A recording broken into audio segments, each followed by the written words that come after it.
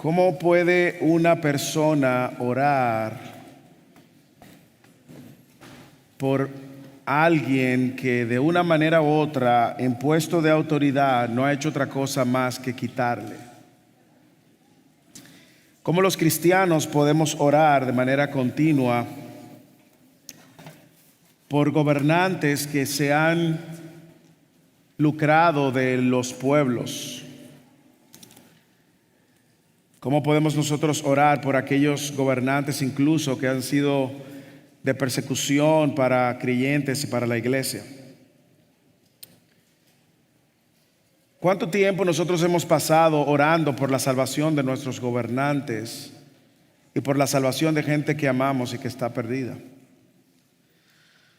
Yo no sé si usted puede ver lo que el Señor nos está invitando en esta mañana, pero la verdad es que hay algo que debemos de considerar, y es que Dios nos está invitando y nos está recordando a que oremos. Y yo creo que como iglesia no podemos ignorar esa realidad. Dios nos está invitando a orar, y a orar no solamente por aquellos que nos agradan, aquellos que amamos, a orar por todos. ¿Cuánta madurez requiere en el corazón de un creyente para orar por gente que te hace daño? No solamente gente que te hace daño, sino que gente que intencionalmente ha estado quitándote cosas. ¿Cómo orar por aquellos a quienes las autoridades han estado persiguiendo? Y cómo uno pudiera orar para que Dios los salve. Hay una historia de un pastor, esto es real, esto es verídico, en China, un pastor llamado Wang Yi, de una iglesia llamada Pacto de Lluvia Temprana. Él fue arrestado en el 2018, cerca de 8 años atrás. Pero en su arresto en el 2018, él hizo una declaración muy contundente para que toda la iglesia abrazara y siguiera su ejemplo. Él dijo: yo oro fervientemente por el gobierno de China y aquellos en el poder. Él decía: yo oro para que se arrepientan y conozcan el evangelio de Cristo. En China, los pastores, como ustedes saben, están bajo persecución, y hay mucho de iglesia oculta a la luz de que en China comunista no tienen libertad para adorar a Dios, y son perseguidos, torturados, seguidos, vigilados. Sin embargo, muchos creyentes han adoptado esto de orar por sus gobernantes, aún en prisión, aún en medio de persecución. Y yo creo que de alguna manera u otra, el texto de hoy nos está animando a lo mismo. Y más aún, yo creo que si yo viera como pastor lo que Dios está haciendo con la iglesia, esta iglesia de manera particular, yo creo que Dios nos está invitando a orar más. Porque usted dice eso, pastor. Bueno, hace 2 semanas el pastor Leo, predicando de Efesios, él decía y nos enseñaba la oración que importa. Y cómo nosotros estamos llamados a orar por bendiciones que permanecen, bendiciones espirituales. Todos queremos cosas materiales, todos queremos salud, todos queremos que nos vaya bien en la vida, todos queremos éxito y tantas cosas más, y no está mal orar por eso. Pero nuestras oraciones sencillamente reflejan mucho de las prioridades de nuestro corazón, y en ocasiones en esas prioridades no está Dios ni las bendiciones de Dios. Y eso fue hace 2 semanas. Usted puede ir al canal de YouTube y ver el sermón del pastor Leo. Y hoy Dios nos está invitando a orar. Dios quiere de alguna manera que nosotros sigamos una iglesia que ora. Y el título del sermón es, y va en esa dirección, la iglesia que ora. Ya usted escuchó el texto que fue leído. Y nosotros venimos, si usted nos visita y de repente este es el primer sermón que escucha, déjeme explicarle y ponerle en contexto donde nos encontramos. Nosotros predicamos la palabra de Dios porque creemos que es la palabra infalible de Dios, es la máxima autoridad que rige todo lo que nosotros hacemos en la iglesia en materia de fe y vida cristiana. Pero también predicamos de una manera expositiva continua, es decir, tomamos un texto un libro de la Escritura, en esta ocasión Primera de Timoteo, y vamos predicando el texto continuamente, exponiendo el texto y la idea que el texto quiere comunicar para bendecir a esta audiencia presente. Hoy empezamos el capítulo 2 de Primera de Timoteo, y en el capítulo 2 Pablo está dando instrucciones a este joven discípulo llamado Timoteo, a quien ha enviado a la iglesia de Éfeso, a quien él 3 años antes había escrito una carta. La carta que usted tiene aquí de Éfeso, de Efesios, una carta hermosísima. 3 años después, Pablo está mandando a Timoteo a poner en orden esta iglesia y a poner algunas cosas que ellos deben de considerar como prioridad. ¿Cuál fue la primera cosa que Pablo le dijo a Timoteo que hiciera? Lo vimos hace unas semanas atrás en el capítulo 1. Luego de saludar a Timoteo, Pablo va directamente y le dice: mira, instruye a aquellos que están torciendo la verdad. Instrúyelos. Guarda la doctrina, instruye a todo aquel que está usando de manera incorrecta las verdades para enriquecerse o para vivir de una manera incorrecta o para poner una carga en el corazón del creyente que no es bíblico. Así que instruye. Así que Pablo lo primero que pone delante de Timoteo en el primer capítulo es: guarda la doctrina. Ahora es interesante que inmediatamente después que él da estas instrucciones en el capítulo 1, lo que Pablo presenta ahora como una prioridad es orar por todos, especialmente por los gobernantes. Por lo tanto, que el texto que vamos a ver hoy, el sermón de hoy, quiere poner delante de nuestros corazones, poner en nuestra boca de alguna manera, para que mastiquemos la idea de que el cristiano, todos estamos llamados a orar por todos. Porque esto es agradable a Dios. Dios desea la salvación de todos aquellos por quien Cristo entregó su vida en rescate. Dios quiere que oremos por todos. Y cuando dice por todos, es por todos. Por quienes nos gustan, por quienes no nos gustan, por quienes nos caen bien, por quienes no nos caen bien, por quienes nos hacen bien y aún por quienes nos hacen mal. Déjeme ponerle esto un poco en contexto para ver cómo usted se siente. Es como que Dios le esté diciendo a todos, y especialmente a los venezolanos: oren por la salvación de Maduro y Diosdado. ¿Ok? Pero ¿cómo, pastor? Si este gobierno lo que ha hecho es quitarle al pueblo. Este gobierno, de hecho, pastor, yo estoy en este país justamente huyendo de los abusos, del maltrato, del incremento de la delincuencia, de la corrupción.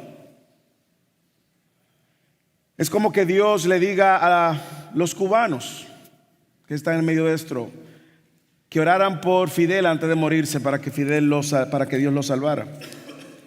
Aunque muchos cubanos quisieran que él se muriera y fuera al infierno y pagara por sus pecados, es como que Dios te diga: como creyente, ora por Fidel. Déjame ponerlo un poco más difícil quizás. Recientemente se liberaron los archivos de Kennedy y están en las redes sociales. Y una de las cosas que dice que me llamó la atención fue que Hitler no murió donde murió, sino que él se mudó a Argentina.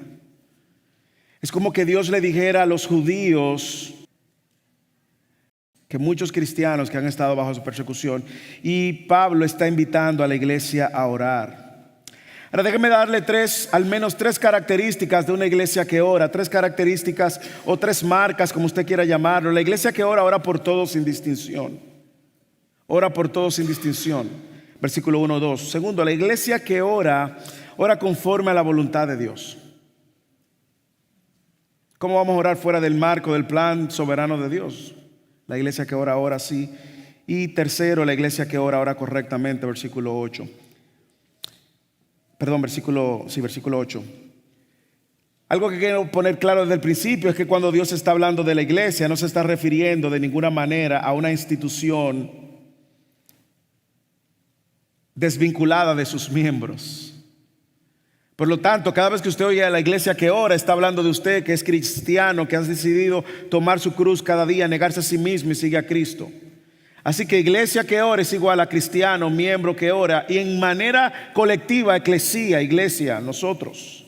pero no se excluya ante el título de la iglesia pensando esa es la responsabilidad de alguien que no soy yo. No, es la responsabilidad tuya, es la responsabilidad mía. Es la responsabilidad de todo el que dice ser un seguidor de Cristo, pero de manera particular y precisa a nosotros. Y la verdad es que la oración siempre ha sido un tema desafiante en la vida del cristiano. Es difícil encontrar cristianos que oran ferviente y continuamente. Si yo hiciera una encuesta rápidamente de cómo luce la vida de oración de todos, uno por uno, y le preguntara, o cuál área de su vida o disciplina espiritual necesita crecer un poco más, estoy muy seguro que, al igual que un servidor, reconocería que su vida de oración. Así que vamos a ver de qué manera Dios nos está hablando a todos en esta mañana y cómo Dios puede animarnos a convertirnos en esta iglesia, una iglesia que ora. Primero, una iglesia que ora por todos sin distinción, versículo 1 y 2. Pablo dice, exhorto pues ante todo, primera de Timoteo capítulo 2, ante todo que se hagan plegarias, oraciones y peticiones y acción de gracias por todos los hombres. Y empieza a decir, por los reyes y por todos los que están en autoridad. Es como que le dio una idea a todos los hombres y explica. ¿Para qué? Para que podamos vivir una vida tranquila y sosegada con toda piedad y dignidad. Como dije anteriormente, es la intención de Pablo, luego de instruir acerca de guarda la doctrina, confronta a aquellos que están torciendo la doctrina. Lo primero que Pablo le dice a Timoteo después de todo esto es darle un mandato, anima a la iglesia a orar.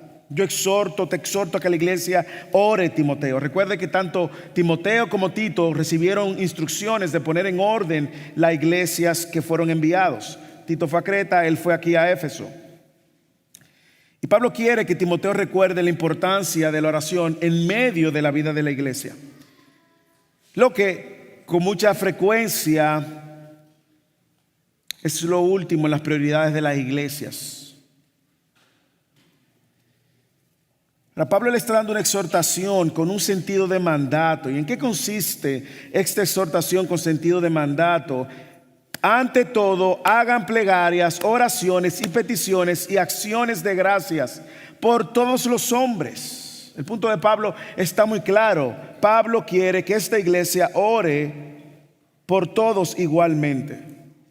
Y usa palabras sinónimos, pero que tienen una connotación diferente. Hagan plegarias. Esta palabra griega, en el griego, tiene esa sentido de una petición hecha sobre la base de la urgencia y la necesidad. Es como un ruego.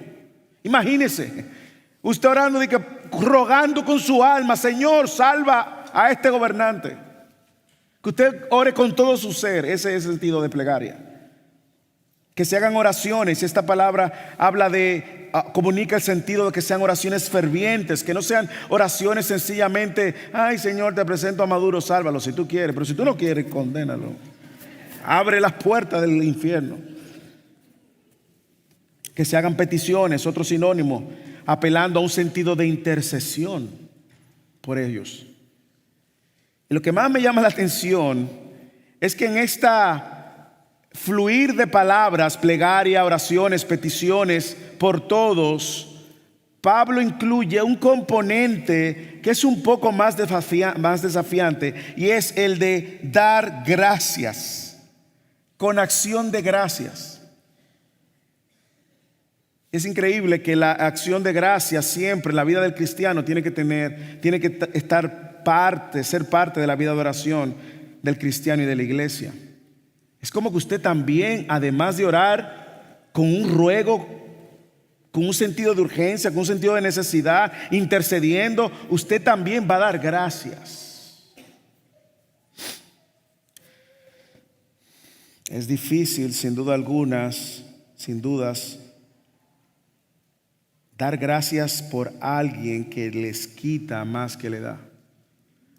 Alguien que te incomoda, alguien que te persigue, alguien que te lastima, alguien que te hiere, alguien que te ofende, alguien que te acusa fácilmente e falsamente. es difícil dar gracias. Y sobre todo por gobernantes. El punto en común en toda Latinoamérica, si hay un punto común, el cual todos los países, aun quienes tienen gobernantes comunistas o quienes han tenido o no, el punto en común en Latinoamérica se llama corrupción. Cómo se han enriquecido en nuestras narices y se burlan del pueblo. Y Dios me está pidiendo que yo ore fervientemente, que yo ruegue por ellos y que además dé gracia por ellos. Lo interesante es que Pablo no lo deja al anónimo, porque si fuera así todos los hombres y nosotros tuviéramos que escoger entre quién oramos y no quién oramos, de seguro vamos a orar por quienes nos gustan. Señor, bendice a fulano, que traiga prosperidad a esta nación, porque si trae prosperidad a esta nación, trae prosperidad a mi bolsillo. Pablo dice claramente, por los reyes y por todos los que están en autoridad. Por todos los hombres, sí, pero especialmente por todos los líderes, reyes, gobernantes, que de una manera u otra, usted y yo, por la Biblia, sabemos que es Dios quien lo pone. Como decía muy bien el pastor Julio, Dios pone reyes, quita reyes para bendecir una nación o para juzgar una nación. Déjeme demostrarlo con la escritura para que usted vea que no fue un invento de Julio lo que él dijo cuando estaba orando por ellos. Romanos capítulo 13. Dice Romanos capítulo 13, y piensa en el gobernante del país que usted viene, aunque esté difícil la situación en su país. Dice Pablo a esta iglesia: sométase toda persona a las autoridades que gobiernan, porque no hay autoridad sino de Dios, y las que existen por Dios son constituidas. Mira lo que dice más aún, porque el que resiste a la autoridad, al ordenado por Dios, se ha opuesto, y los que se han opuesto recibirán condenación sobre sí mismos. Porque todos los gobernantes no son motivo de temor para los que de buena conducta, sino para el que hace el mal. Es claro que Dios es quien quita y pone autoridades, y Dios ahora, Pablo sabía que no era fácil lo que él estaba pidiendo, porque Pablo, cuando escribió la carta a la iglesia de Éfeso, Pablo estaba preso bajo el gobierno de Roma. Y usted dirá, bueno, ahora no es tan... Es que era más fácil para ellos, hermanos. No era más fácil para la iglesia de Éfeso, no era más fácil. Déjame poner en contexto un poco de cómo esta gente tenía que orar. Y es más, yo le voy a añadir algo más. Yo le voy a mencionar casos de cómo los discípulos de los discípulos, no los apóstoles, sino los discípulos de los discípulos, en su contexto oraron también por sus perseguidores. En el caso de esta iglesia en Éfeso, quien gobernaba, el gobernador reinante, era Nerón. ¿Y cómo era conocido Nerón? Como un hombre de mucha crueldad, de mucha hostilidad hacia la fe cristiana. Y en el momento en que Nerón gobernaba, antes del 70, recuerde, porque esta carta fue escrita en el 60 y algo, 65, cuando él gobernaba, habían persecuciones esporádicas al principio, pero luego esas persecuciones se intensificaron, y los cristianos de todo el mundo en ese momento estaban preocupados. Como yo dije, cuando Pablo escribió a la carta a la iglesia a la cual Timoteo está visitando, bajo dirección de Pablo, Pablo estaba bajo persecución, estando preso. Así que Pablo, quizás al escribir esta carta, está recientemente fuera de la cárcel de ser prisionero. Y en ese momento todavía el cristianismo no era ilegal, pero los cristianos enfrentaban una hostilidad tanto de judíos o como de gobernantes romanos. Luego llegó en el 80 y tanto, llegó otro emperador llamado Domiciano, quien persiguió a los cristianos y a los judíos, y posiblemente fue el responsable de exiliar al apóstol Juan, quien luego escribe el libro de Apocalipsis en la isla de Patmos, totalmente exiliado. Luego hubo una carta entre un gobernador y un emperador romano. Plinio el joven le escribe al emperador romano Trajano, y Plinio le escribió al emperador. Recuerde, el gobernador está por debajo del emperador. Plinio le escribe al emperador buscando consejos de qué hacer con los cristianos, y Trajano le responde de esta manera: mira, No los persigas activamente, pero castígalos si se niegan a adorar los dioses romanos. Ya en el siglo III, entonces, Trajano Decio, otro emperador, ordena la primera persecución a nivel imperial, obligando a los cristianos a sacrificar dioses, a sacrificar a los dioses romanos. Y si usted como cristiano no rendía culto a los dioses romanos, a usted lo mataban. Esta fue la primera persecución sistemática y gran escala. De hecho, en el año 250 más o menos, él dicta un edicto que obligaba a todos los ciudadanos del imperio a ofrecer sacrificios a los dioses romanos y como resultado obtener una licencia que cuando usted le preguntaban, usted presentaba la licencia y no tenía problemas. Era más o menos así como cuando COVID, que si usted no presentaba su tarjeta de COVID, usted tenía problemas, ¿lo recuerda? Pero imagínense eso a nivel de poner en riesgo su vida, la cual ambas cosas son malignas, Luego viene otro emperador llamado Valeriano, quien continúa la persecución y emite otro decreto prohibiendo reuniones cristianas y exigiendo a los pastores y a los diáconos que ofrecieran sacrificios a los dioses romanos. Y luego esa persecución se intensifica bajo otros, persiguiendo de manera particular a otros líderes. Pero hay una persecución muy particular que fue la de Diocleciano, la peor que ocurrió, quien emitió 4 edictos para destruir las iglesias, quemar las Biblias y encarcelar a los cristianos. Ahora, ¿usted cree que la manera como los cristianos de esa época respondieron fue diferente a como Pablo le estaba pidiendo a la iglesia de Éfeso que respondiera? No. Parece que estas enseñanzas de Pablo, quien había estado bajo persecución, habían calado en la vida de la iglesia en los siglos siguientes. Por ejemplo, Clemente de Roma, que estuvo ahí en el primer siglo y aparece, probablemente se menciona en Filipenses capítulo 3. Él escribe una carta dirigida a la iglesia de Corinto. No es una carta inspirada, no está en el canon, pero él dice de los gobernantes bajo la persecución de Nerón: concédeles, Señor, salud, paz, armonía y estabilidad para que no ofendan en la administración del gobierno que les has dado. O sea, Clemente estaba orando por sus gobernadores. También otro discípulo de los discípulos, padre de la iglesia, Tertuliano, quien es famoso por la frase de que la sangre de los mártires es semilla de los cristianos. Él de manera particular dijo, bajo persecución también: oremos también por los emperadores, por sus ministros y por los que están en el poder, para que su reinado continúe, para que el Estado esté en paz y para que se posponga el fin del mundo. Ahora, ¿cuál es el punto que quiero hacer con un poco de historia de la iglesia? El punto que yo quiero hacer es que esto no fue solo de manera particular para la iglesia de Éfeso. Esto fue una instrucción para la iglesia de Éfeso que tuvo de alguna manera secuelas en los discípulos siguientes que enfrentaron gobernadores que los perseguían. Y Pablo le dice a la iglesia: oren por ellos y den gracias por ellos. Por lo tanto,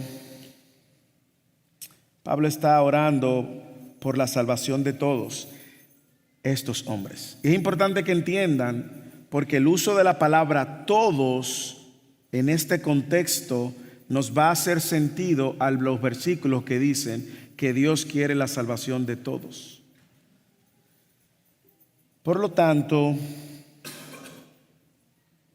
esto nos da una idea de la importancia que tenía la oración en la iglesia por aquellos aunque los oprimían. Ahora, la pregunta ¿es esto una enseñanza de Pablo? ¿Esto fue algo con lo que Pablo vino, algo nuevo? No. Hermanos, estas son las enseñanzas de Jesús. Por lo tanto, si usted no quiere hacerle caso a Pablo, hágale caso a Jesús. Jesús en Mateo capítulo 5, versículo 44, Jesús dijo: pero yo les digo, amen a sus enemigos y oren por los que los persiguen, para que ustedes sean hijos de su Padre que está en los cielos, porque Él hace salir sol sobre malos y buenos, y llover sobre justos e injustos. Porque si ustedes aman a los que los aman, ¿qué recompensa tienen? ¿No hacen también los mismos los recaudadores de impuestos?", refiriéndose a un grupo de gente que era vista mal en la sociedad. "Y si saludan solamente a sus hermanos, ¿qué hacen más que otros? ¿No hacen también lo mismo que los gentiles? Por tanto, sean perfectos como su Padre Celestial es perfecto", que hace bien a uno y a otro, básicamente. ¿Cómo oró Jesús en la cruz? Lo acababan de crucificar, sus últimas palabras, sangrando, escupido, abofeteado: "Padre, perdónalos, porque ellos no saben lo que hacen". Ahora, el propósito es claro. Pablo quiere que ellos oren por sus gobernantes para que no creen ningún tipo de resentimiento, raíz de amargura por aquellos que lo iban a tratar con hostilidad. Porque si hacían eso, ellos iban a caer en el error de hacer de la fe cristiana algo exclusivista, como lo habían hecho los judíos. Y Pablo quería ablandar el corazón de ellos para que supieran que aún aquellos quienes eran lo peor visto por esta sociedad en su contexto, requerían y necesitaban la oración. Por eso él dice el propósito de esta oración. Lea conmigo en el versículo 2. ¿Cuál es? En el versículo 2, continuación: "Para que podamos vivir una vida tranquila y sosegada con toda piedad y dignidad". Es decir, Pablo decía: oren por ellos. ¿Para qué? Para que si Dios obra en el corazón de ellos, pues nosotros podamos vivir de esta manera. Ahora, si Dios no obra en el corazón de ellos, podamos vivir también de esta manera. Porque al final de cuentas la oración iba a traer un cambio en el corazón de los que oran. Y yo no sé si usted lo ha visto. Si usted en algún momento ha tenido que perdonar a alguien que lo ha herido o a alguien que le ha hecho daño, cuando usted ora por el que le hace daño, déjeme decirle, no espere que cambie el que le ha hecho daño. Pero orando por el que le hace daño, el que está cambiando es usted. Porque usted empieza a ver al otro con un corazón completamente diferente, un corazón compasivo, un corazón sensible. Usted empieza a ver al necesitado de Cristo con compasión, porque es un miserable sin Cristo. Así que la oración, no solamente porque iba a cambiar el corazón de estos gobernantes, al cual muchos de ellos Dios no le cambió el corazón, sino que intensificaron su persecución. Pero el corazón de quién cambió: el corazón de la iglesia. El corazón de la iglesia podía vivir tranquilo a pesar de la persecución. Y si Dios los salvaba, iban a poder vivir tranquilos sin persecución también. Salomón en Proverbios capítulo 29, versículo 2, dice algo muy sabio, como todo lo que él escribe: "Cuando los justos gobiernan, el pueblo se alegra, pero cuando el impío gobierna, el pueblo gime". Y yo sé que muchos de nosotros hemos gemido a consecuencia de tener impíos gobernando. Sin embargo, nuestra actitud para el impío que gobierna, como para el justo, entre comillas, que gobierna — digo justo porque no creo que ninguno de los gobernantes de esta generación puede ser juzgado como justo a la luz del estándar de Dios, aunque puede gobernar con mayor justicia. La verdad es que hay un impacto en la manera como la vida de la iglesia sucede. Vamos a poner el contexto de los Estados Unidos. En Estados Unidos, por la gracia y la misericordia de Dios, Estados Unidos no ha estado bajo persecución. Podemos tener libre adoración, libre culto, libre expresión de culto, podemos reunirnos. Pero esa no es la realidad en todos los países, hermanos. Hay países donde se están reuniendo escondidos. Hay lugares en la India, hay lugares en contextos musulmanes, hay lugares en la China donde la iglesia no tiene tal libertad. Ahora, la pregunta es: ¿cómo se traduce la fe de aquellos que están bajo esa hostilidad versus la fe de los que no están en tal hostilidad? Bueno, nosotros tenemos que dar gracias a Dios porque no estamos viviendo en esa hostilidad, pero tenemos que guardar nuestro corazón de de acomodarnos al confort y a la libertad que tenemos, al punto que cuando venga la persecución, entonces nosotros estemos cuestionando a Dios por eso. ¿Cuál es el propósito de orar por nuestros gobernantes? Que podamos vivir una vida tranquila y sosegada. Ahora, yo quiero que usted vea conmigo algo en el texto que está implícito, aunque el texto no lo dice.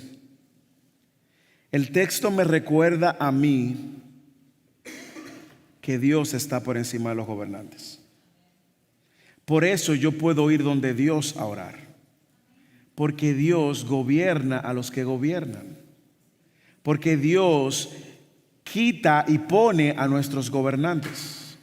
Por eso yo voy donde Dios. Y yo creo que eso tiene una implicación directa a mi corazón y al corazón de la iglesia y de todo creyente. Es que yo no puedo poner mis esperanzas en los gobernantes, sino en Dios, que es el que gobierna por encima de los gobernantes. No sé si usted lo puede ver. Yo oro a Dios porque Dios es el Rey de reyes y el Señor de señores. Él es quien quita y pone. Y si tu país, mi país, tiene gobernantes injustos, de alguna manera Dios los está usando para lidiar con el corazón de un pueblo.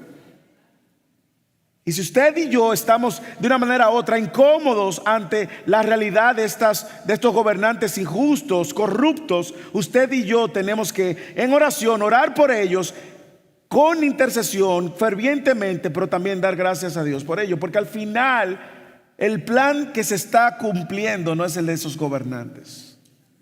Eso me recuerda esta oración.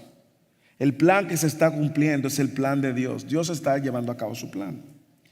Pero sí es un buen recordatorio de que oremos como iglesia y oremos por todo.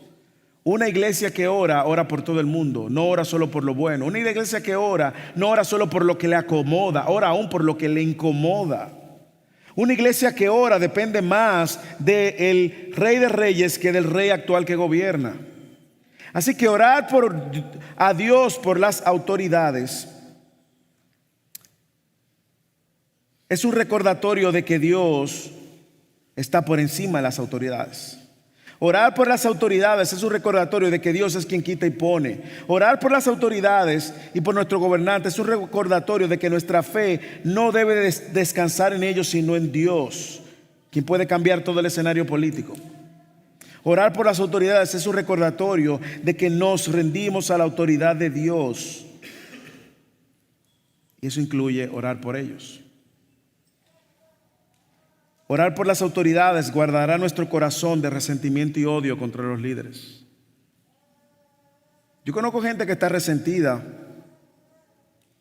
con razón por todos los abusos que se cometieron en COVID sin razón.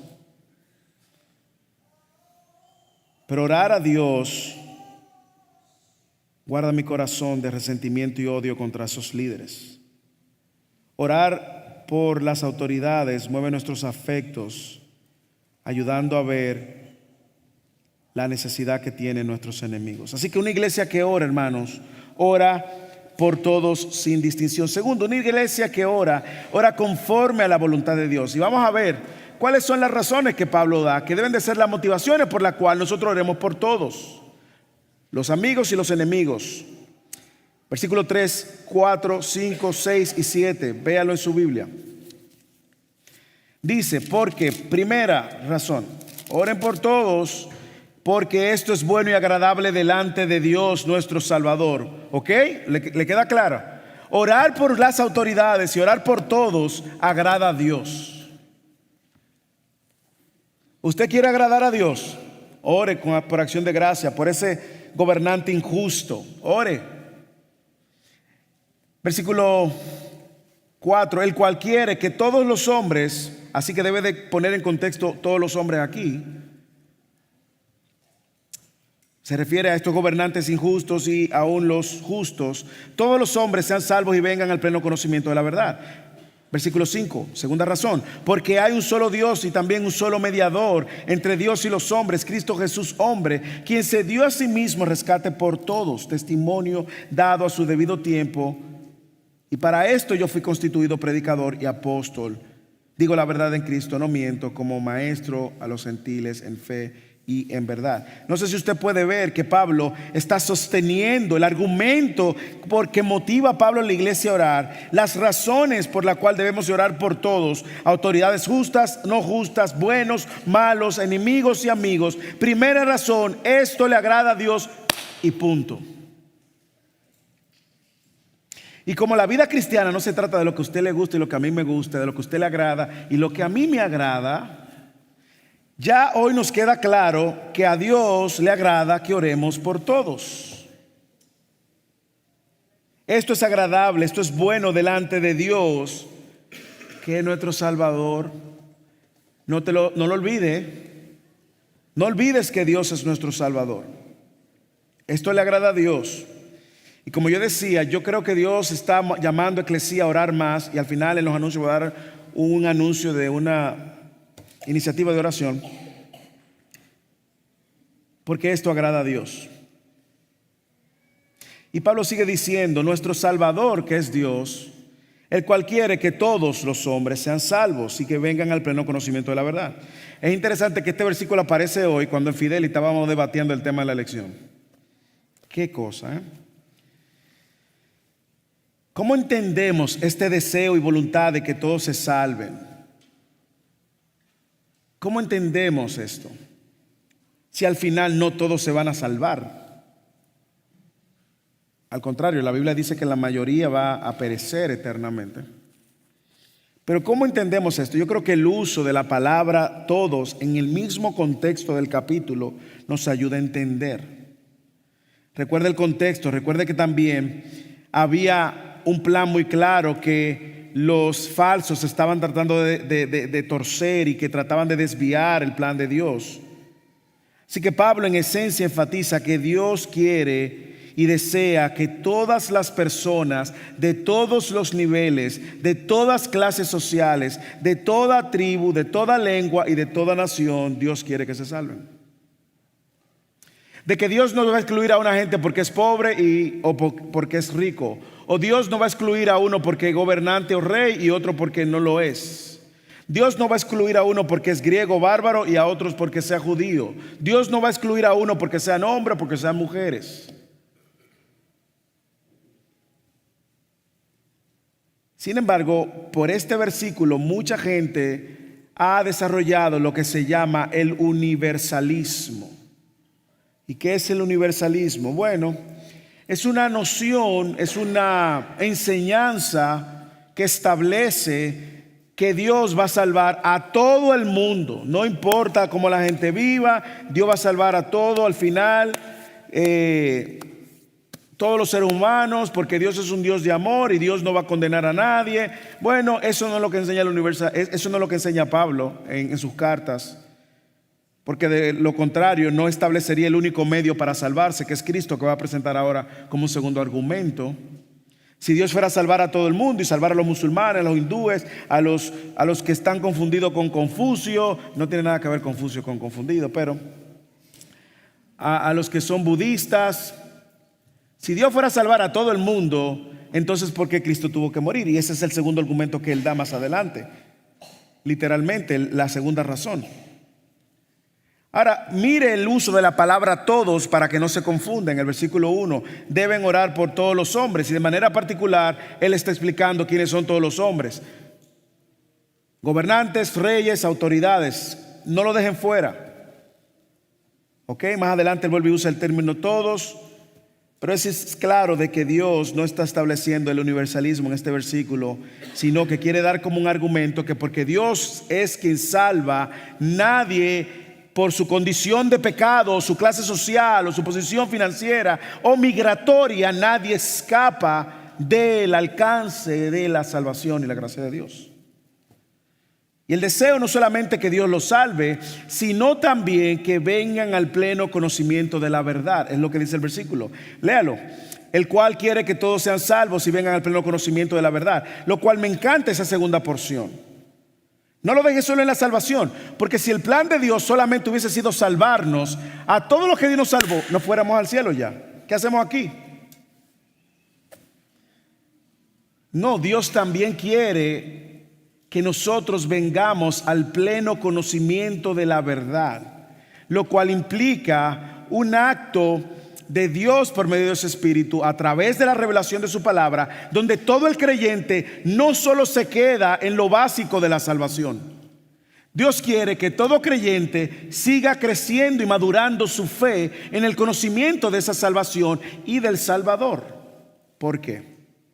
Hermanos, porque en la medida que nosotros crecemos en el conocimiento de la verdad, que es el Evangelio, nosotros vamos a poder vivir como gente salva y que le da gloria a su Salvador.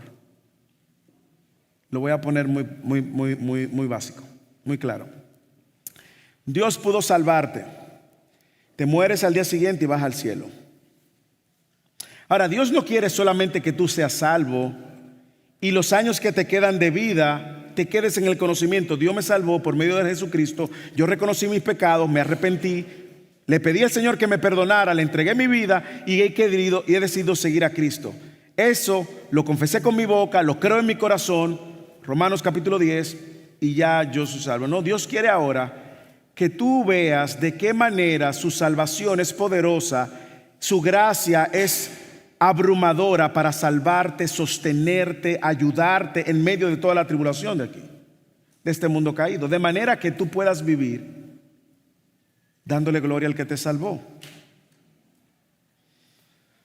Yo creo que aquí hay un llamadito a todos nosotros. Escuche, si usted es cristiano, Dios no quiere que te quedes en la superficie de tu fe. Dios quiere que crezcas en el conocimiento de la verdad. Dios no quiere que tú solamente veas la salvación como la provisión de Dios para ti, lo cual es la obra más grande que va a suceder en tu vida. Dios quiere también en el proceso que te queda santificarte, estampar a Cristo en ti y crecer en el conocimiento de la verdad. Y le digo lo más interesante: nadie se gradúa de conocer a Dios. Nos va a tomar toda la eternidad conocer a un Dios eterno y su verdad. Así que Dios no solamente deja claro el propósito para salvar, lo cual es la obra más grande que tenemos. Hay un propósito que le sigue, es el crecer en el conocimiento. Y quiero animarte, la iglesia, a que entiendas esto, a que no te quedes en las superficies, a que aproveche todos los medios de gracia que Dios nos ha dado para nosotros que seguir creciendo en el conocimiento de la verdad. Que no te quedes en la superficie. ¿Por qué? Porque la vida tuya va a ser zarandeada en algún momento, va a ser probada en algún momento. Y ese es el conocimiento de la verdad que te va a sostener. Y no solo eso, si lo vemos en el contexto de la carta de Pablo a Timoteo, es lo que va a ayudar a la iglesia a identificar lo falso y rechazarlo. Si usted no conoce la verdad, usted no está equipado para rechazar a lo falso. Por eso usted va a aplaudir cualquier enseñanza que usted vea en YouTube y que suene bonita. Y te dice, wow, y la comparte en todos los grupos. Mira lo que me dijo. Dios dice que todo lo puedo en Cristo y que yo puedo hacer esto y aquello. Y que Dios, y tú ves algo muy bonito que te anima, que te entusiasma. Pero el predicador es un falso y te está trayendo con sus lisonjas. Solamente de una manera, es conociendo la verdad. La segunda motivación por la cual Pablo dice que debemos orar por todos es la exclusividad de la salvación por medio de Cristo. Lee el versículo 5. Y esto es lo que destruye el argumento del universalismo que hablé anteriormente. Versículo 5. Porque hay un solo Dios y también un solo mediador entre Dios y los hombres. ¿Cómo se llama ese solo mediador? María, la Virgencita de Guadalupe, el niño Jesús.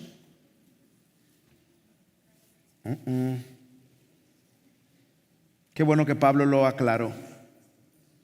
Solo hay un Dios, también un solo mediador entre Dios y los hombres, Cristo Jesús, hombre. Y ese Cristo Jesús, Cristo, recuerda, el Mesías, Jesús, se dio a sí mismo en rescate por todos, testimonio dado a su debido tiempo. Yo no sé si usted puede ver todo lo que este versículo 5 y 6 contienen, pero aquí está la base de nuestra fe cristiana. la existencia de un solo Dios. Eso es monoteísmo, un solo Dios. Nosotros no creemos entre dioses, creemos en la Trinidad, sí, 3 personas, un solo Dios. Y un solo mediador. No creemos en la Virgen María. La Virgen María necesita a Cristo de mediador, para que usted lo sepa. Un solo mediador, y es Cristo Jesús. Y esto tenía implicaciones muy directas en el contexto de los gentiles, que tenían muchos dioses. Nunca pierde el contexto, que el contexto es quien gobierna el texto. En el contexto, los gentiles, que son los que están escuchando esto, tenían muchos dioses y todos lo llamaban dioses. Y Pablo le está diciendo: solo hay un Dios y solo hay un mediador. Y estas son las verdades cardinales del Evangelio. Hay un Dios, solo hay una manera en que los hombres se acerquen a Él. Esa manera en la cual el hombre se acerquen a Él es a través de Dios, porque se acercó al hombre haciéndose hombre. Y ese Jesús, Cristo, Dios, quien se hizo hombre para acercar al hombre a Dios, se dio a sí mismo el rescate. Esas son las verdades del Evangelio. Pero mire todo lo que dice el texto, sobre todo porque revela todo lo que yo necesito recordar continuamente y que necesito recordar. Primero, no hay manera de yo poderme presentar delante de Dios fuera de Cristo. Segundo, Cristo tuvo que morir para mediar por mí, porque yo no puedo mediar por mí mismo. Tercero, no existe otra manera en la cual yo pueda reconciliarme con Dios si no hubiese sido porque uno pagó la deuda infinita que yo tenía contra Dios y que no podía pagar. Si Él pagó por mí, es porque yo no podía pagar. Yo era un miserable, estaba en bancarrota.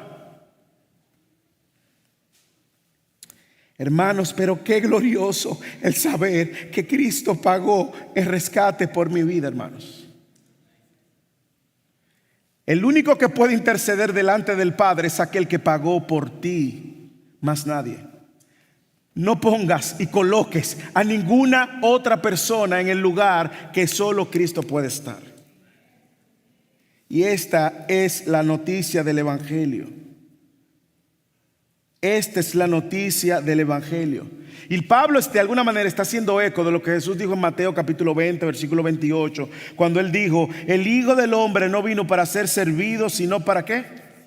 Para servir. ¿Y para qué da? Más. Y dar su vida en rescate por muchos. Interesante que Jesús no usa la palabra todos, sino muchos. Yo no sé si a usted no le conmueve eso, pero a mí me arruga el corazón el saber que Cristo me dio por mí, el saber que Cristo pagó por mí.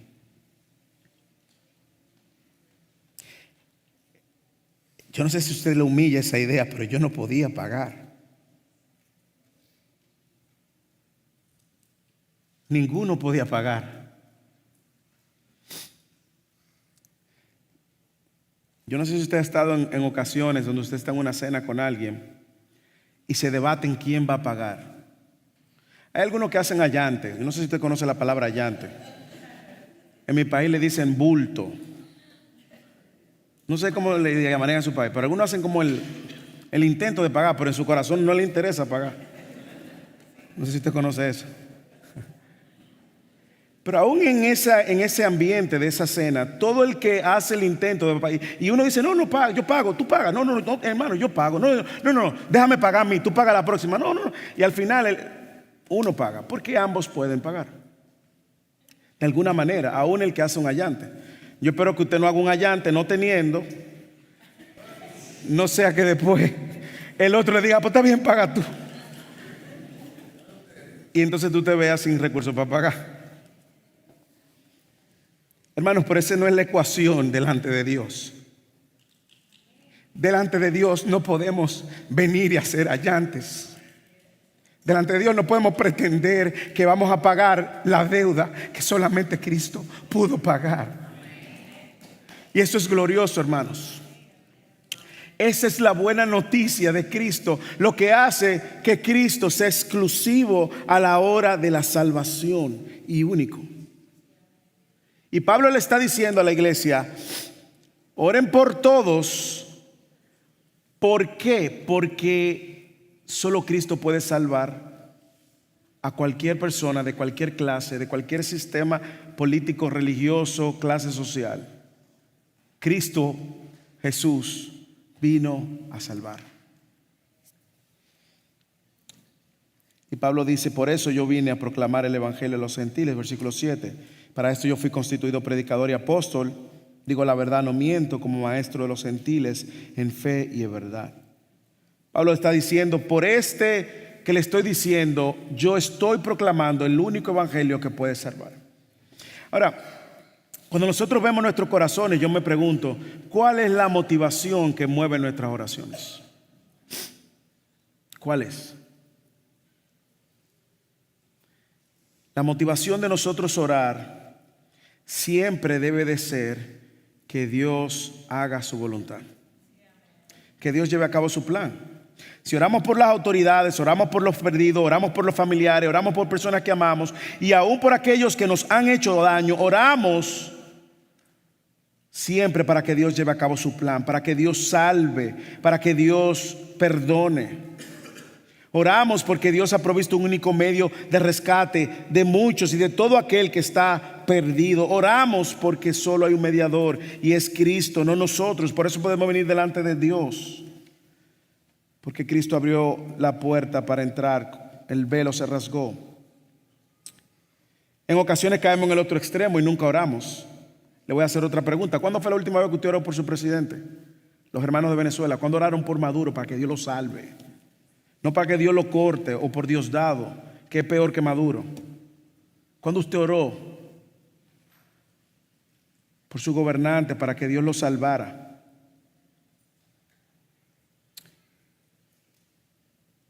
La motivación debe ser esa: Dios vino a salvar. Y a veces no oramos porque nos falta fe. Y a veces no oramos porque decimos, es que Dios, a este y a aquel tú no lo vas a poder salvar. Y sacamos a Dios. Y yo creo que es un excelente recordatorio. Es excelente recordatorio de que si Dios te salvó a ti, me salvó a mí, Dios puede salvar a cualquiera. Y cuidadito con pensar de que Dios te salvó a ti porque tú te merecías salvar. Tú merecías salvación. Y no va a salvar a aquel porque aquel no merece salvación. No, tú tampoco merecías salvación. Yo tampoco merecía salvación y Dios nos salvó por gracia. Es un excelente recordatorio para orar por los demás, recordando que Dios es quien salva por medio de Cristo, no yo por medio de mis obras o mi manipulación o por mi moralismo. Todos nosotros que tenemos hijos queremos ver a nuestros hijos caminando con el Señor, pero podemos caer en el error de forzar a nuestros hijos a seguir unas reglas y normas y que no abracen a su Salvador. Yo tengo que recordarme que es Dios quien salva, no yo. Es un recordatorio para nosotros interceder por nuestros hijos también y recordarle a nuestros hijos que ellos no van a llegar a Dios por medio de nosotros, sino solo por medio de Cristo. Tenemos que recordarnos que solamente Jesús tiene la facultad de interceder y es lo que ellos necesitan. Así que, hermanos, oremos con fe, oremos creyendo, pero oremos conforme a la voluntad de Dios y finalmente oremos correctamente. Último versículo 8. Por tanto, hay quienes dejan ese versículo para la próxima porción que veremos la semana pasada. Yo creo que está incluido en esta porción por el tema de la oración, está presente. Por tanto, Pablo concluye: quiero que en todo lugar los hombres oren levantando manos santas, sin ira ni discusiones. ¿Cuál es la manera? Yo creo que le deja muy claro la manera en la cual nosotros estamos llamados a orar. Un excelente recordatorio de que los hombres deben de estar más activamente en la oración también. Esto no dice que la mujer no ore, no lo malinterprete, pero sí está llamando a los hombres que oren. Yo a veces me pregunto si Dios sabía que los hombres íbamos a ser más dejados a la oración que las mujeres. Pero de alguna manera u otra han llamado a los hombres a orar. ¿Cómo vamos a orar? Mire cómo dice: sin ira. Ore primero levantando manos santas, sin ira y sin discusiones. No sé si usted lo puede ver en el texto, pero hay una clara relación aquí. Mírelo. Orar levantando manos santas es una manera de decir que cuando oremos, procuremos estar en una correcta relación con Dios. ¿De acuerdo? Yo no puedo tomar mi pecado al relajo, no puedo tomar mi pecado como algo insignificante, sino que cuando yo oro, lo primero que yo tengo que venir delante de Dios y presentarme delante de Dios y confesar mis pecados delante de Dios y orar entonces al Dios que me salvó, me perdonó y que me dio a mi favor y que me rescató. Esas manos santas de alguna manera hablan de esa relación correcta hacia arriba de manera vertical. Y luego, la manera de orar no solamente es teniendo esta relación correcta con Dios, quien me declara santo por medio de Cristo, sino que también ahora yo debo de orar de la manera correcta horizontalmente, sin ira ni discusiones, lo cual me habla de esta relación horizontal. Y en ocasiones, mire lo que pasa, es por nuestros conflictos en lo horizontal que nosotros entonces encontramos estorbo a orar en lo vertical.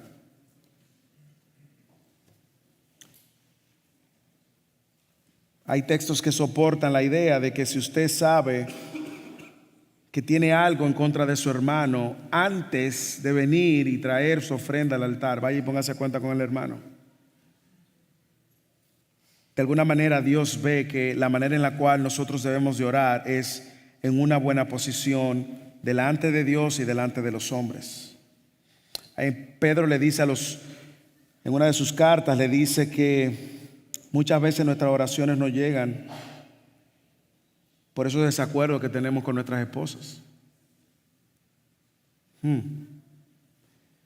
Y yo me pregunto si cuando nosotros vamos a orar consideramos cómo está mi relación con el prójimo,